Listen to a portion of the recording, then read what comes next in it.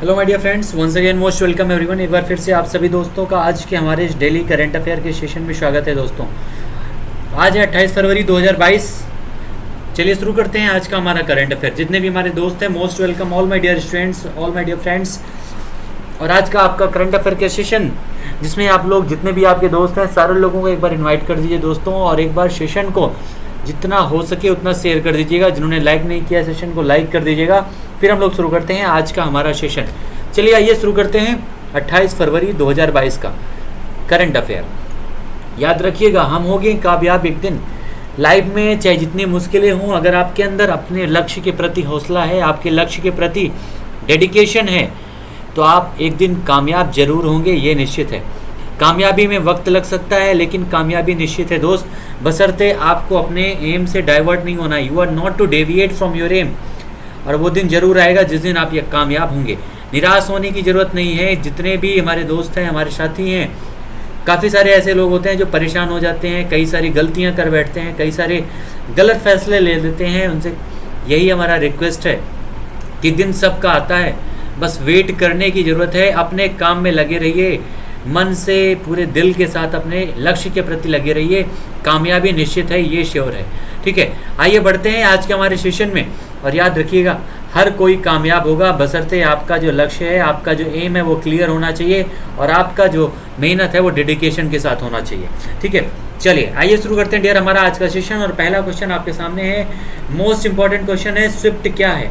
Swift जो है ये कोई कार नहीं है डियर, ये बहुत ही एक अभी हाल ही में आप लोगों ने, जब रशिया ने यूक्रेन पर आक्रमण किया था, तो कई सारे देशों के द्वारा आपने ये नाम सुना होगा कि रशिया को स्विफ्ट से बाहर किया जाए। आखिर ये स्विफ्ट होता क्या है?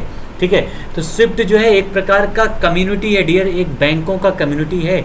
लगभग दुनिया के जो 200 बड़े बैंक हैं, दुनिया के 200 बड़े बैंकों का एक ग्रुप है, जिसके पूरे विश्व में लगभग 12,000 से ज़्यादा शाखाएं हैं। 12,000 से ज़्यादा इसकी शाखाएं हैं, जो पूरी तरह से वर्ल्ड में एक्सपोर्ट और इंपोर्ट को रेगुलेट करता है, एक्सपोर्ट और इंपोर्ट को बढ़ावा देता है। ये आपके स्विफ्ट, और इसमें दुनिया के लगभग सारे बड़े बैंक शामिल हैं। और इसी ग्रुप से जो है रशिया को बाहर करने की डिमांड की जा रही है कि रशिया को बाहर किया जाए, जिसका फुल फॉर्म आपके एग्जाम में पूछा जा सकता है, क्योंकि इसकी चर्चा इस समय बहुत जोरों पर है। ठीक है, और नाम क्या डियर इसका? तो फुल फॉर्म हो जाएगा society for world wide inter bank financial telecommunication, इसका नाम होता है, जिसमें 200 बैंक, लगभग बड़े बैंक शामिल हैं, जिसकी 12,000 से शाखाएं हैं, जो ज़्यादातर एक्सपोर्ट और इंपोर्ट को रेगुलेट करती हैं पूरे वर्ल्ड में। ठीक है, तो इसी ग्रुप से रशिया को बाहर निकालने का जो है अमेरिका के द्वारा और कई सारे नाटो देशों के द्वारा डिमांड की जा रही है। नेक्स्ट हमारा है, पटना पायरेट्स को पराजित करके पहली बार प्रो कबड्डी लीग का खिताब किसने जीता है? Patna pirates pro kabaddi league, kabaddi तो सारे लोग खेले होंगे। ठीक है, और ये जो है, ये जो गेम है, भारत इसमें बहुत ही माहिर है कबड्डी में, और कबड्डी में पटना पायरेट्स को हरा करके जो है नया जो खिताब है, नया विजेता कौन बना है? लगातार 3 सालों से नया विजेता मिल रहा है इस प्रो कबड्डी लीग को, और इस बार जो है इसका विजेता कौन बना है डियर? दबंग दिल्ली। इस प्रो कबड्डी लीग की शुरुआत कब हुई थी डियर? एक बार कमेंट सेक्शन में आप लोग आंसर बताइएगा कि प्रो कबड्डी लीग एक तरह से जैसे आपका IPL होता है, उसी तरह से होता है प्रो कबड्डी लीग, जिसमें कई सारे स्टेट की टीम इसमें पार्टिसिपेट करती हैं। और इस लीग में इस बार जो है नया विजेता बना है, जिसका नाम है दिल्ली दबंग। ठीक है, दबंग दिल्ली ये 3 सालों से लगातार जो है, इस 3 सालों से लगातार को प्रो कबड्डी लीग को नया नया विजेता बन रहा है, और इस बार दबंग दिल्ली ने पटना पायरेट्स को हरा करके जो है ये खिताब जीत लिया है। ठीक है, तो आंसर हो जाएगा दबंग दिल्ली। अगला हमारा क्वेश्चन है, केंद्र सरकार ने आयुष्मान भारत डिजिटल मिशन के लिए कितने करोड़ रुपए की मंजूरी दी है? प्रधानमंत्री आयुष्मान भारत डिजिटल मिशन, आयुष्मान भारत यानी एक प्रकार का डियर ये का आरोग्य, जन आरोग्य जो आपका योजना है, प्रधानमंत्री जन आरोग्य योजना, जिसको PMJ के नाम से भी जानते हैं। ठीक है, PMJ यानी प्रधानमंत्री जन आरोग्य योजना। इसमें आयुष्मान भारत डिजिटल मिशन के लिए कितने करोड़ रुपए की मंजूरी केंद्र सरकार के द्वारा दी गई है? तो ये दिया गया है लगभग 1600 करोड़ रुपए की मंजूरी। कितना? 1600 करोड़ रुपए की मंजूरी दी गई है इस आयुष्मान योजना के तहत। आखिर ये आयुष्मान योजना होती क्या डियर? तो इसके तहत जो है, आयुष्मान योजना के तहत लगभग 5 लाख रुपए के प्रत्येक परिवार को जो है 5 लाख रुपए तक का एक एक मुफ्त जो है किसी भी प्रकार के इलाज के लिए सुविधा प्रदान की जाती है, जिससे कोई व्यक्ति 5 लाख रुपए तक का इलाज किसी भी हॉस्पिटल में, जो भी आपके उसमें हॉस्पिटल को जो है निर्देशित किया गया है, उन सारे हॉस्पिटल में जाकर अपना इलाज करा सकते हैं, जिसका पूरा खर्च गवर्नमेंट उठाएगी। तो कितनी लिमिट है? तो 5 लाख रुपए तक का इलाज कराया जा सकता है इस आयुष्मान योजना के तहत, जिसको प्रधानमंत्री जन आरोग्य योजना भी कहते हैं। ठीक है, तो 2018 में इसकी शुरुआत हुई थी डियर, इसको भी याद रखिएगा। रांची में इसकी शुरुआत की गई थी 2018 में आयुष्मान योजना की, जिसके तहत अभी हाल ही में 1600 करोड़ रुपए को फिर से इसमें जारी किया गया है। नेक्स्ट हमारा है, केंद्र ने हिट एंड रन के मामलों में मृत्यु के लिए मुआवजा 25,000 रुपये से बढ़ाकर कितना कर दिया है? हिट एंड रन का मामला क्या होता है डियर? हिट एंड रन का मतलब होता है किसी को मारना और भाग जाना। हिट एंड रन का केस सलमान खान पर भी चल रहा था, आप लोगों ने काफ़ी सुना होगा इस मामले के बारे में। और इसमें जो है, अब पहले जो मुआवजा होता था केवल 25,000 रुपये था, यानी किसी को मार करके भागने पर केवल 25,000 रुपये का जुर्माना लगता था अगर वो व्यक्ति की मृत्यु हो जाती है। लेकिन अब उस जुर्माने की राशि को बढ़ाकर कितना कर दिया गया डियर? तो 2 लाख रुपए कर दिया गया है हिट एंड रन के मामले में, मृत्यु के पर जो है आपके मुआवजे को। ठीक है, हिट एंड रन मामला क्या है ये आप कंफर्म हो गया होगा, किसी भी व्यक्ति को मार करके या एक्सीडेंट, कार से टक्कर मार के भाग जाना, उसी को बोलते हैं हिट एंड रन केस। ठीक है, नेक्स्ट हमारा है, फादर ऑफ ऑल बम्स किस देश के द्वारा 2007 में विकसित किया गया था? मोस्ट इंपॉर्टेंट क्वेश्चन है। और इस समय तो बस केवल बम की बात हो रही है, वो चाहे रशिया हो, यूक्रेन हो, फ्रांस हो, या फिर नाटो सारे देश हो, या फिर अमेरिका हो, क्योंकि अब जो है यूक्रेन की तरफ से भी कई सारे लगभग 28 देशों ने घोषणा कर दिया है यूक्रेन के साथ शामिल होने के लिए, उसकी मदद करने के लिए, जिसमें से अमेरिका के द्वारा लगभग $300 बिलियन की मदद की गई है। फ्रांस ने अपनी सैन्य सहायताएं भी यूक्रेन के लिए भेज दी है। और इस प्रकार से अब लगता है युद्ध बहुत ही भयानक होने वाला है, क्योंकि अगर ये सारे देश एक शामिल हो गए ना, तो युद्ध का अंजाम क्या होगा ये बता पाना निश्चित नहीं है, क्योंकि कई सारे देश गायब होने वाले हैं अगर युद्ध इस भयंकर स्थिति में पहुंचा और नाटो देश भी इसमें अगर शामिल हो गए तो। क्योंकि अभी तो केवल यूक्रेन है, यूक्रेन के बारे यानी रूस और यूक्रेन से उतना नुकसान होने वाला नहीं है, लेकिन जब ये महाशक्तियाँ इसमें शामिल होंगी, जब नाटो देश इसमें शामिल होंगे, इसमें अमेरिका जब शामिल होगा, फ्रांस शामिल होगा, ब्रिटेन शामिल होगा, इस युद्ध का स्वरूप ही बदलेगा और इसमें जो हानि होने वाली है वो अथाह होने वाली है। ठीक है, तो ये जो फादर ऑफ ऑल बम्स जो है डियर, ये किस देश के द्वारा 2007 में विकसित किया गया था, जिससे दुनिया को डर है कि इस बम का प्रयोग रशिया यूक्रेन पर कर सकता है। पूरी दुनिया के अंदर इसी डर है कि ये जो आपका बम है फादर ऑफ ऑल बम, जिसका निर्माण 2007 में रशिया के द्वारा किया गया था, इसका प्रयोग रशिया के द्वारा यूक्रेन पर किया जा सकता है। ये आपका मोस्ट इंपॉर्टेंट क्वेश्चन है और आंसर हो जाएगा रूस। रूस का एक बम है जिसको कहा जाता है फादर ऑफ ऑल बम्स, और ये 2007 में इसका निर्माण रशिया के द्वारा किया गया था। रशिया की कैपिटल क्या डियर? मॉस्को है। रशिया को 1991 में इसको तोड़ करके कई सारे गणराज्य, लगभग 15 गणराज्य बनाए गए थे, लेकिन रशिया फिर से जुट गया है उन सब को जो है कब्जा करने में। रूस की कैपिटल मॉस्को है। यहाँ पर इस समय जो हेड हैं उनका नाम क्या है? Vladimir Putin. और उन्हीं के कारण के, उन्हीं की वजह से ये सारा युद्ध का आज खेल हो रहा है पूरे वर्ल्ड में। और रशिया जो है इस समय यूक्रेन पर बहुत ही ज़बरदस्त तरीके से हमले लगातार किए जा रहा है। तो आंसर हो जाएगा रशिया हमारा यहाँ पर करेक्ट। नेक्स्ट हमारा है यूक्रेन के राष्ट्रपति और पूर्व टीवी कॉमेडियन, इनका नाम क्या है? Volodymyr Zelensky. किस समुदाय से हैं? रूस और यूक्रेन से आपके एग्जाम में काफ़ी सारे क्वेश्चन बनने वाले हैं। इंटरनल इश्यूज से भी हो सकते हैं, इंट्रोडक्शन से भी हो सकते हैं। तो ये भी याद रखिएगा कि यूक्रेन के जो राष्ट्रपति हैं वो पहली बात एक कॉमेडियन थे, टीवी में कॉमेडियन थे, और उनका नाम है वोलोदिमीर ज़ेलेंस्की। ठीक है, और ये किस समुदाय से संबंधित हैं डियर? तो ये हैं यहूदी समुदाय से। किस समुदाय से हैं? यहूदी समुदाय से हैं, याद रखिएगा। यूक्रेन के राष्ट्रपति और उनका नाम है वोलोदिमीर ज़ेलेंस्की। इनका नाम मोस्ट इंपॉर्टेंट है, याद रखिएगा। नेक्स्ट हमारा है भारतीय गानों को लिपसिंग करने वाले किस व्यक्ति को तंजानिया में भारतीय दूतावास ने सम्मानित किया है? तो भारतीय गानों को लिपसिंग करने वाले जो हैं उनका नाम क्या है? जो तंजानिया में जिनको भारतीय दूतावास के द्वारा सम्मानित किया गया, एक्चुअली वो तंजानिया के ही हैं जिनको सम्मानित किया गया है, और उनका नाम है किली पॉल। ठीक है, किली पॉल उनका नाम है डियर, जिन्हें ये सम्मान दिया गया है, सम्मानित किया गया है भारतीय दूतावास के द्वारा, याद रखिएगा। नेक्स्ट हमारा है रशिया पर प्रतिबंध लगाने के लिए अमेरिका के प्रयासों का नेतृत्व कौन कर रहा है। तो आपको तो पता है इस समय दुनिया के कई सारे देश भारतीय प्रतिनिधित्व पर निर्भर हैं, और उनमें से ये देखिए आप फिर से एक भारतीय का नाम सुनेंगे जिसका नाम है दलीप सिंह।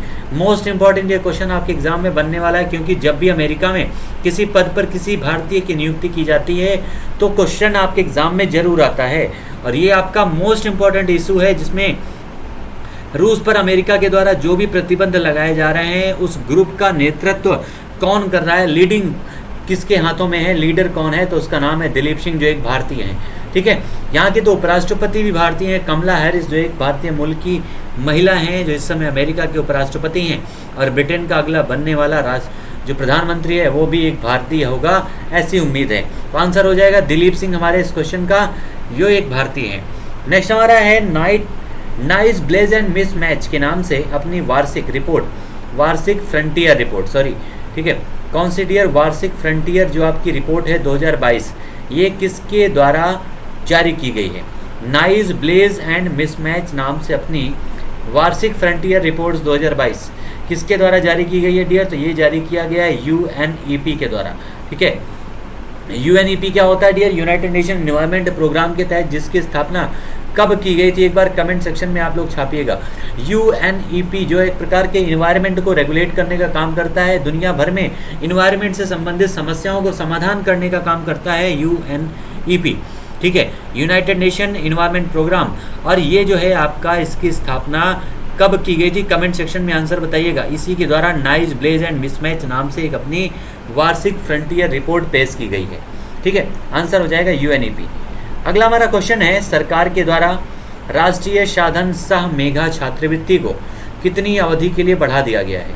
तो सरकार के द्वारा जो है राष्ट्रीय साधन मेघा छात्रवृत्ति को डियर बढ़ा दिया गया है 5 वर्षों के लिए। कितने वर्षों के लिए, 5 वर्षों के लिए इसका विस्तार किया गया है छात्रवृत्ति का। अब आइए बढ़ते हैं हमारे प्रश्नोत्तर की तरफ, जिसके तहत हम लोग 10 क्वेश्चन डिस्कस करने वाले हैं। और जितने भी दोस्त हमारे साथ सेशन में आज जुड़े हुए हैं डियर, एक बार सेशन को आप सभी लोग अपने सारे दोस्तों के बीच शेयर कर दीजिएगा। सेशन को जिन्होंने लाइक नहीं किया लाइक जरूर कर दीजिएगा। ठीक है, आइए बढ़ते हैं हमारे सेशन में प्रश्नोत्तरी, जिसमें 10 क्वेश्चन होंगे और उन 10 क्वेश्चन का आंसर आप लोग दे सकते हैं। आपके सामने वहाँ पर ऑप्शन रहेगा। ठीक है, तो सारे क्वेश्चन आप लोग आंसर दे सकते हैं। आइए बढ़ते हैं, पहला क्वेश्चन हमारा क्या है। पहला है रूस के यूक्रेन पर आक्रमण के बाद निम्न में से किस देश ने रूस पर प्रतिबंध नहीं लगाया है।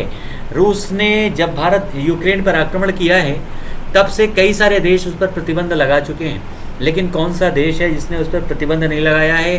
और अभी तो हाल ही में UNSC की बैठक भी हुई थी, यानी आपके यूनाइटेड नेशन सिक्योरिटी काउंसिल की बैठक हुई थी, जिसके अध्यक्ष कौन है। तो भारत को अध्यक्षता मिली है यूनाइटेड जो आपका सिक्योरिटी काउंसिल है, 2 साल के लिए भारत उसका अध्यक्ष है। और लेकिन उसमें भारत उससे अलग रहा है। इस अभी हाल ही में जो बैठक हुई है चाइना और भारत उसमें शामिल नहीं हुए हैं। एक तरह से उसने बढ़ावा दिया है रूस के मन को, क्योंकि ये दोनों देश जो हैं रूस के बहुत बड़े सपोर्टर भी हैं। इस वजह से रूस ने जो आपके यूक्रेन पर आक्रमण किया उसके बाद कौन से देश ने रशिया पर प्रतिबंध लगाया, जल्दी से कमेंट में आप सभी लोग आंसर दीजिएगा डियर। सारे लोगों का आंसर आना चाहिए। ठीक है, US ने, ब्रिटेन ने, ऑस्ट्रेलिया ने या फिर चाइना ने। तो US ने बिल्कुल, इसने तो प्रतिबंध सबसे पहले लगाया है, फिर ब्रिटेन ने लगाया है बिल्कुल, क्योंकि जितने भी NATO देश हैं लगभग सारे NATO देशों ने प्रतिबंध की घोषणा की है रशिया पर। ठीक है, लगभग सारे देशों ने। और ऑस्ट्रेलिया जो क्वाड का मेंबर भी है और अमेरिका का सपोर्टर भी है, तो उसने भी इस पर प्रतिबंध लगाया है। लेकिन चीन, जिसकी इन सब से बनती नहीं है, उसने रूस पर प्रतिबंध नहीं लगाया है। भारत ने भी रूस पर किसी भी प्रकार का प्रतिबंध नहीं लगाया है। NATO देश जो भी हैं उन्होंने प्रतिबंध लगाया है, US ने प्रतिबंध लगाया है, इटली, कनाडा, ये सारे ऐसे देश हैं जिन्होंने प्रतिबंध लगाए हैं रशिया पर, याद रखिएगा। तो आंसर हो जाएगा यहाँ पर हमारा क्या डियर, यहाँ पर हमारा आंसर हो जाएगा चाइना।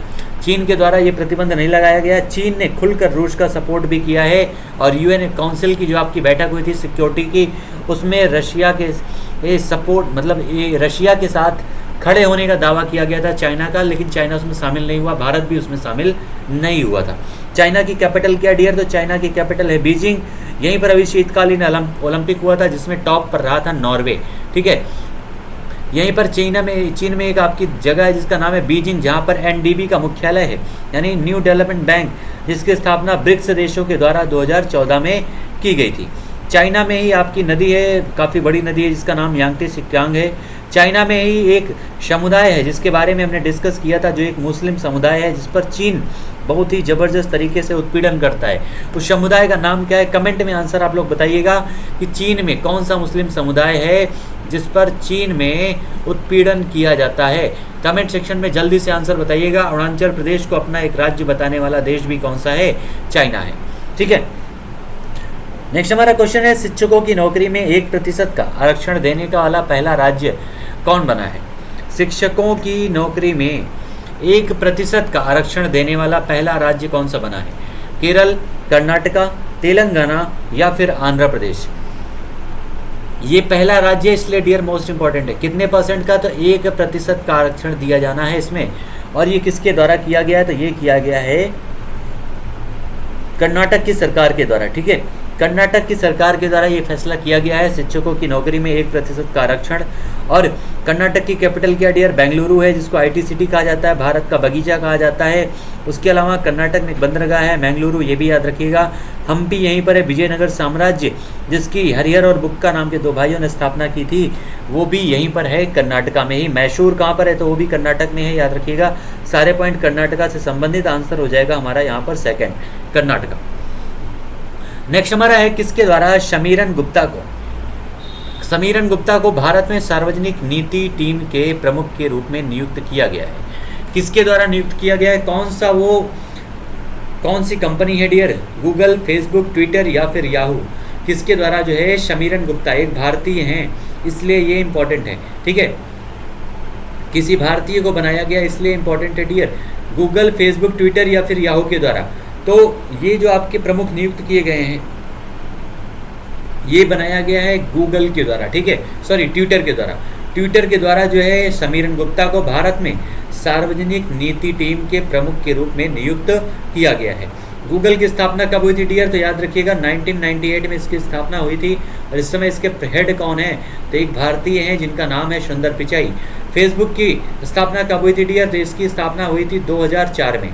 ठीक है, 2004 में मार्क जुगरबर्ग इसके हेड हैं, जिसके अंतर्गत आपका जो व्हाट्सअप है वो भी फेसबुक के अंतर्गत ही आता है।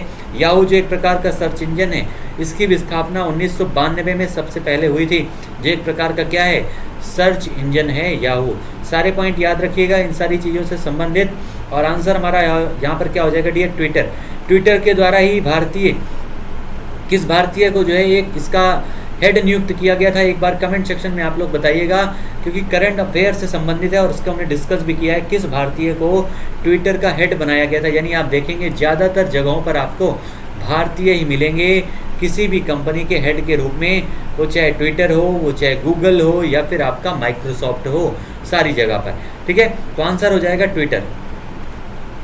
नेक्स्ट हमारा क्वेश्चन है, राष्ट्रीय विज्ञान दिवस कब मनाया जाता है?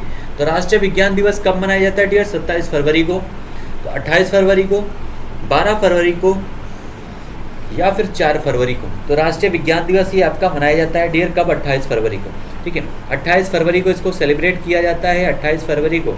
ठीक है, किस वैज्ञानिक के जन्मदिवस पर इसको मनाया जाता है? एक बार कमेंट में आप लोग आंसर बताइएगा कि राष्ट्रीय विज्ञान दिवस किस वैज्ञानिक के जन्मदिवस पर मनाया जाता है, जिन्हें नोबेल प्राइज से भी सम्मानित किया गया था। ठीक है, उन नोबेल प्राइज से भी सम्मानित किया गया था डियर, उनको ये याद रखिएगा। 28 फरवरी को उनका जन्मदिन होता है, जिनके जन्मदिन पर राष्ट्रीय विज्ञान दिवस मनाया जाता है। 27 फरवरी को चंद्रशेखर आज़ाद का जो है, इनका जो है शहीद हुए थे चंद्रशेखर आज़ाद 27 फरवरी को। इसी दिन याद रखिएगा, ये आपका महीना जो आपका ईयर था 1931 में। इसी के बाद जो है 23 मार्च को जो है फांसी दी गई थी भगत सिंह, राजगुरु और सुखदेव को। इसी के 1 महीने बाद याद रखिएगा 27 फरवरी को शहीद दिवस भी था किसका? चंद्रशेखर आज़ाद का। 12 फरवरी को ये आपका विश्व बाल कैंसर दिवस मनाया जाता है और 4 फरवरी को कैंसर दिवस, विश्व कैंसर दिवस मनाया जाता है। सारे पॉइंट याद रखिएगा और आंसर हो जाएगा 28 फरवरी हमारा करेक्ट हो जाएगा। जल्दी से कमेंट में आंसर बताइएगा किस वैज्ञानिक के जन्मदिवस पर इसको सेलिब्रेट किया जाता है राष्ट्रीय विज्ञान दिवस। अगला हमारा है, चंद्रयान ख्याल को किस भाषा का साहित्य अकादमी पुरस्कार 2021 से सम्मानित किया गया है। चंद्रभान ख्याल को किस भाषा का साहित्य अकादमी पुरस्कार से सम्मानित किया गया डियर? तो ये सम्मानित किया गया है उर्दू भाषा का। किस भाषा का? उर्दू भाषा का इनको सम्मानित किया गया है साहित्य अकादमी पुरस्कार से। साहित्य अकादमी पुरस्कार के लिए एक वीडियो हमने अलग से बनाया था, एक बार आप लोग जाकर के उस वीडियो को ज़रूर देखिएगा। जितने भी उसके अवार्ड हैं सारे अवार्ड को हमने वहाँ पर डिस्कस किया है साहित्य अकादमी पुरस्कारों के। और ये जो आपके चंद्रभान ख्याल हैं इनको जो है उर्दू भाषा के लिए, उर्दू भाषा में इनकी कृति के लिए जो है साहित्य अकादमी पुरस्कार 2021 से सम्मानित किया गया है। अगला हमारा क्वेश्चन है, हाइड्रोजन से चलने वाली अपनी पहली ट्रेन किस देश के द्वारा चलाई गई है? अपनी पहली ट्रेन की बात की जा रही है, विश्व की पहली ट्रेन की बात नहीं की जा रही डियर, दोनों याद रखिएगा, ठीक है। तो हाइड्रोजन से चलने वाली अपनी पहली ट्रेन, सबसे पहले ये आंसर आपको बताना है कि अपनी पहली ट्रेन ये किसके द्वारा अभी हाल ही में लॉन्च किया गया है? चाइना के द्वारा, जापान के द्वारा, फ्रांस के द्वारा या फिर जर्मनी के द्वारा, ठीक है। तो किसके द्वारा लॉन्च किया गया डियर? तीनों, ये चारों आपके बहुत ही तेजी से विकसित होने वाले या विकसित देश हैं, क्योंकि चाइना तो विकसित हुआ नहीं है, फिर भी भारत, एशिया जो है, एशिया का एकमात्र विकसित देश है जापान। इसमें जो है आपके जापान में सब हाइड्रोजन से चलने वाली अपनी पहली ट्रेन का अनावरण किया गया है, उसको लॉन्च किया गया है जापान के द्वारा, ठीक है। इसके द्वारा डियर? जापान के द्वारा। 2 डिब्बों की ये ट्रेन है, हाइड्रोजन से चलती है। लेकिन अगर यहाँ पर क्वेश्चन कभी चेंज होता है कि विश्व की पहली ट्रेन किसके द्वारा लॉन्च किया गया था हाइड्रोजन से चलने वाली डियर? तो वो था जर्मनी के द्वारा। किसके द्वारा? जर्मनी के द्वारा विश्व की पहली हाइड्रोजन से चलने वाली ट्रेन को लॉन्च किया गया था जर्मनी के द्वारा 2018 में। ये भी पॉइंट याद रखिएगा, कब लॉन्च किया गया था? तो 2018 में। दोनों पॉइंट याद रखिएगा, मोस्ट इंपॉर्टेंट है। जापान, जापान की कैपिटल क्या है? टोक्यो है। यहीं पर ओलंपिक और पैरा ओलंपिक हुआ था। यहाँ पर इस समय हेड कौन है? फूमियो किशिदा हैं। जापान ने भी अभी हाल ही में रूस पर प्रतिबंध लगाए हैं, याद रखिएगा, क्योंकि जापान भी एक तरह से क्वाड का सदस्य है और साथ में अमेरिका का सहयोगी देश भी है जापान। इसी वजह से, और एशिया का एकमात्र जो है विकसित देश है जापान, और इसको जो है पूर्व का उगता हुआ सूर्य कहा जाता है जापान को। आंसर हो जाएगा जापान यहाँ पर हमारा करेक्ट। इसी के द्वारा अपनी पहली हाइड्रोजन ट्रेन चलाई गई है। अगला हमारा क्वेश्चन है, प्रधानमंत्री आवास योजना ग्रामीण डैशबोर्ड नाम क्या है डियर? ये आपका ग्रामीण है, ठीक है। ग्रामीण डैशबोर्ड किसके द्वारा लॉन्च किया गया है? प्रधानमंत्री आवास योजना ग्रामीण डैशबोर्ड किसके द्वारा लॉन्च किया गया डियर? गिरिराज सिंह के द्वारा, राजनाथ सिंह के द्वारा, नितिन गडकरी के द्वारा या फिर निर्मला सीतारमण के द्वारा? तो प्रधानमंत्री आवास योजना ग्रामीण डैशबोर्ड जो है ये लॉन्च किया गया है। ये आपके पंचायती राज्य मंत्री हैं जिनका नाम है गिरिराज सिंह, ठीक है। पंचायती राज्य मंत्री हैं, इनका नाम है गिरिराज सिंह। इन्हीं के द्वारा जो है आपके प्रधानमंत्री आवास योजना ग्रामीण डैशबोर्ड को लॉन्च किया गया है। एक्चुअली जो आपके प्रधानमंत्री आवास योजना डियर, इसका पहले नाम था इंदिरा आवास योजना, जिसका 2016 में इसमें विलय कर दिया गया था और इसका नाम दिया गया प्रधानमंत्री आवास योजना। आंसर हो जाएगा हमारा गिरिराज सिंह। गिरिराज सिंह कौन से इसमें मंत्री मिनिस्टर हैं डियर? तो याद रखिएगा ये इस समय पशुपालन तथा ग्रामीण विकास मंत्री, साथ में पंचायती राज मंत्री हैं गिरिराज सिंह। सारे पॉइंट याद रखिएगा। राजनाथ सिंह जी क्या हैं? तो इस समय राजनाथ सिंह जी रक्षा मंत्री हैं। नितिन गडकरी सड़क परिवहन राजमार्ग परिवहन राजधानी मंत्रालय के संभालते हैं और निर्मला सीतारमण जी जो हैं वित्त मंत्री हैं इस समय हमारे देश में। आंसर हो जाएगा गिरिराज सिंह।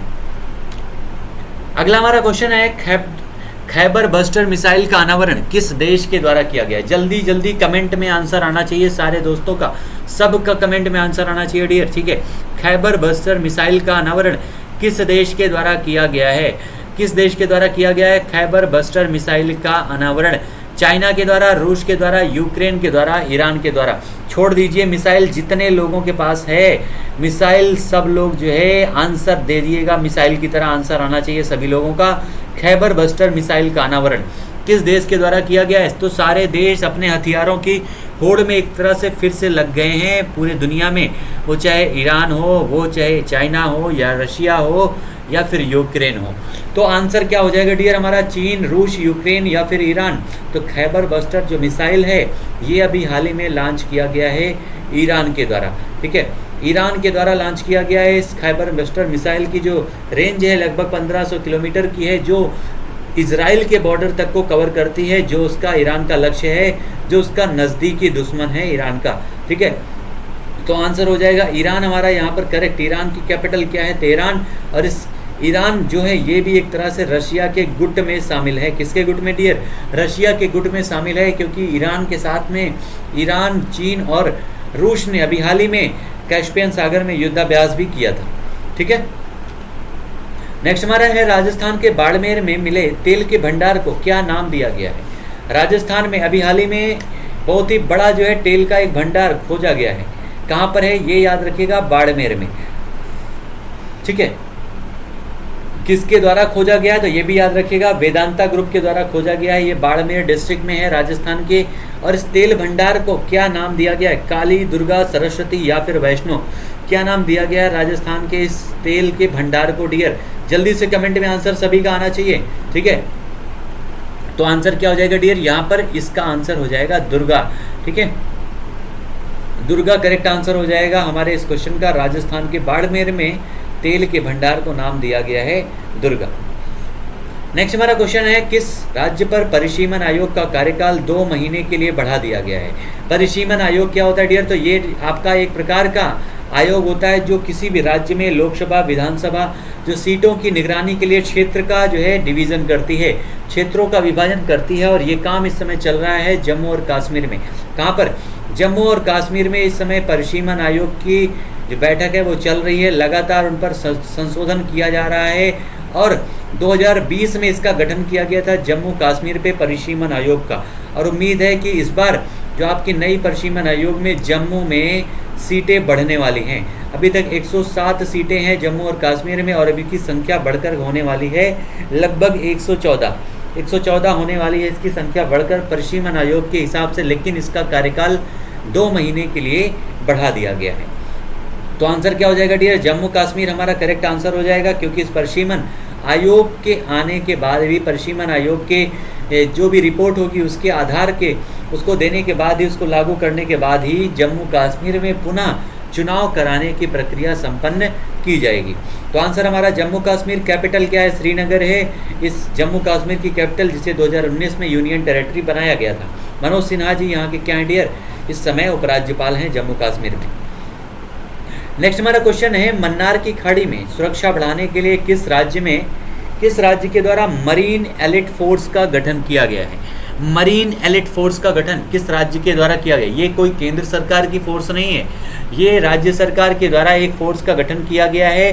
समुद्र के अंदर जो भी धन संपदा है या जो एक प्रकार से प्राकृतिक संपदा है उसकी सुरक्षा के लिए किस राज्य के द्वारा इसका गठन किया गया डियर? मन्नार की खाड़ी। तो यहाँ से आंसर आपको समझ में आ रहा होगा, जिसने मैप देखा है, तो आंसर हो जाएगा तमिलनाडु।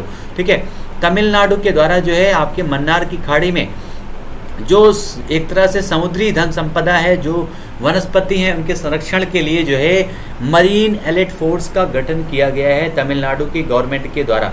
यहाँ पर इस समय मुख्यमंत्री कौन है तमिलनाडु में? तो M.K. स्टालिन मुख्यमंत्री हैं। चेन्नई इसकी कैपिटल है। और इसी तमिलनाडु में डूडोंग संरक्षण केंद्र, भारत का डूडोंग पहला संरक्षण केंद्र कहाँ पर खोला गया था? तो इसी तमिलनाडु में स्थापित किया गया था भारत का पहला डूडोंग संरक्षण केंद्र। सारे पॉइंट याद रखिएगा तमिलनाडु से संबंधित। तमिलनाडु में यहीं पर आपका है रामेश्वरम। ठीक है, रामेश्वरम कहाँ है डियर? तो इसी तमिलनाडु में है, ये भी पॉइंट याद रखिएगा। और जब चाइना के राष्ट्रपति भारत में आए थे तब उनका जो है भारत के प्रधानमंत्री के साथ बातचीत जो हुई थी वो भी इसी तमिलनाडु में यहाँ पर संपन्न कराई गई थी। ठीक है, तो आंसर हमारा हो जाएगा Tamil Nadu will be the correct answer. अब वो मंदिर का नाम क्या है एक बार कमेंट आंसर में आप लोग बताइएगा। ठीक है, जिस मंदिर में भारत के प्रधानमंत्री और चाइना के राष्ट्रपति शी जिनपिंग के बीच में बैठक हुई थी, बातचीत हुई थी, उस मंदिर का नाम क्या है, उस पर्यटक स्थल का नाम क्या है? कमेंट में आंसर बताइएगा। ठीक है, तो आंसर हो जाएगा यहाँ पर हमारा तमिलनाडु। ये सारे हमारे क्वेश्चन थे डियर आज के सेशन के, जो भी मोस्ट इंपॉर्टेंट बनते थे आपके 28 फरवरी 2022 को।